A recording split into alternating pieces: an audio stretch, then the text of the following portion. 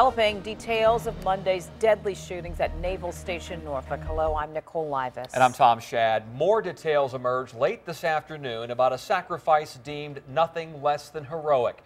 Those are the words used to describe the actions of Master-at-Arms Second Class Mark Mayo.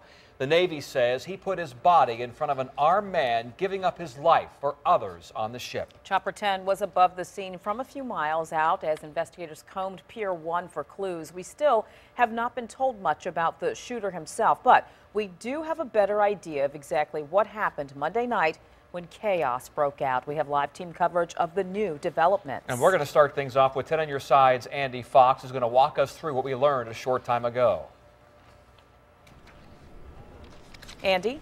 Okay, this is what we know. The NIC won't release the NCIS will not release the suspect's name, nor what company he may have worked for. We asked the questions about that. He is not part of a terrorist organization, and it is not considered a pre-planned attack. But we found out more about what happened here on the Mahan on Monday night.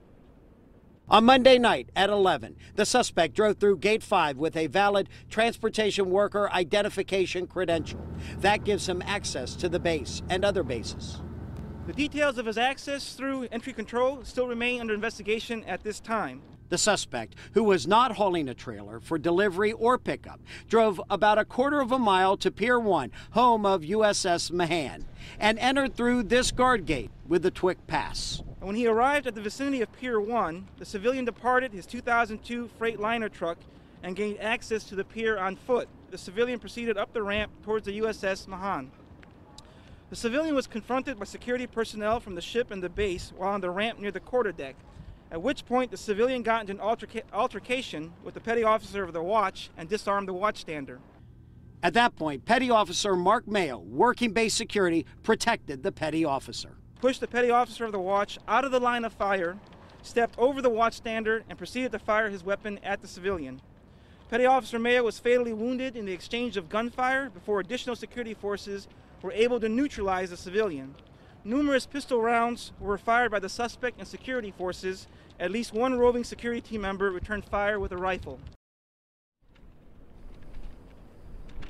Now, there are two investigations underway, one by the NCIS and then one by the base. If you look up Transportation Worker Identification Credential, this is what it reads: a vital security measure that ensures individuals who pose a threat do not and are not given unescorted access to secure areas, which is exactly what is under investigation tonight. And I'll have that part of the story coming up tonight on Wavy News 10 at 6. At the USS Mahan, Andy Fox. Guys, back to you.